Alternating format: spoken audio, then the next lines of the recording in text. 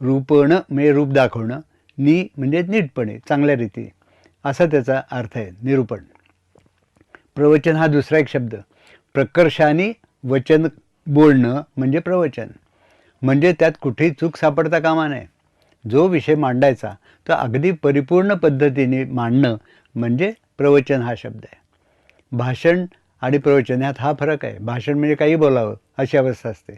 प्रवचनात काही बोलून चालत नाही, मुद्द्याला धरूनच बोलावं लागतं. पण हेच आम्हाला समजत नाही.